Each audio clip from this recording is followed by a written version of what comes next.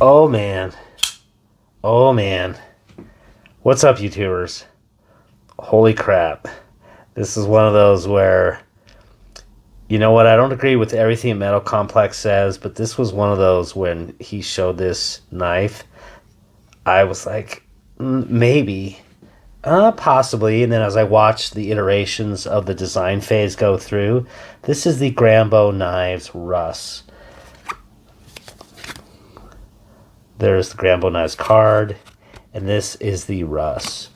This comes with, in fact, I'll show what else comes with it. This comes with a 4 millimeter Allen wrench head for maintenancing this knife. Basically, there's a 4 millimeter there. It's going to be a captive pivot on the other side. Look at that nice little hole through there. Hello. Hi. And then you also have the barrel spacer on the back here, just a second screw, also completely see-through and 4 millimeters and captive on the other side. So this thing is milled. Wow, this is one of those that's worth the wait. This is like a Brian Nadeau wait for when I had my first Brian Nadeau, the Mini Tempest. This is the Grambeau Knives Russ. Let's jump through just an initial first impressions. This is not a full review. This one's going to require some time. But boy, this is one of those where Keith Grambo's the designer, and I've been watching on Instagram, following Metal Complex. You know, you watch, if you don't know Metal Complex and Knives, those guys get, and Nick at Stasa 23, those folks get all the knives first before anybody else. And you know what? And there's the occasional one that just comes through and is like, maybe. Let's just talk very briefly about this knife. The action is absolutely beautiful. It's obviously on bearings. I was concerned that just because it was incredible the way it fires out. I was like, oh, this thing must, but it's not hard on your thumb. This is very simple, and it doesn't really put a massive indentation. This is a frame lock. Let's take a look at it. If you take a look very closely right here, it is a frame lock because it is part of a titanium slab there that forms the locking interface. But there is in fact an overlay. Look very carefully there. There's an overlay of titanium so that it has the benefits of a liner lock. Really, really nice. The comfort, oh man. Holy crap. I wonder if this is... Oh, this thing is really, really nice. Yeah, so this is a titanium frame lock.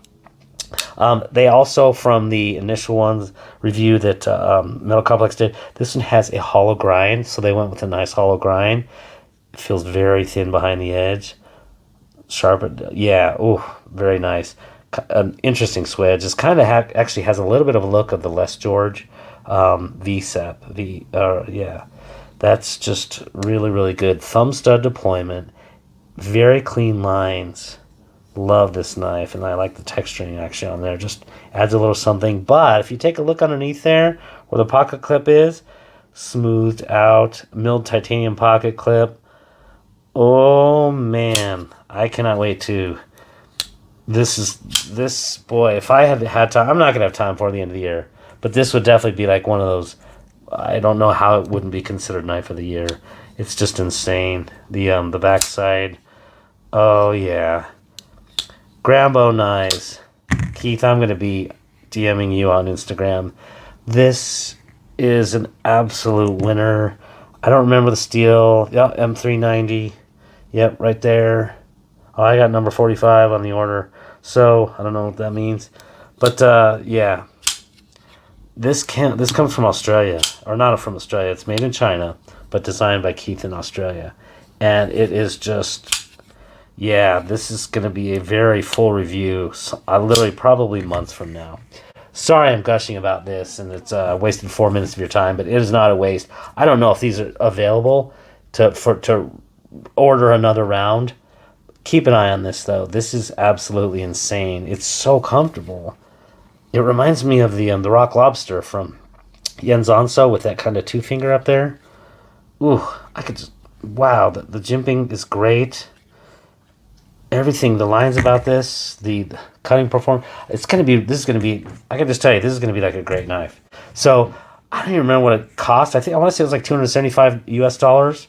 Again, and he got these shipped from Australia though, and I know it was quite an effort to make it happen.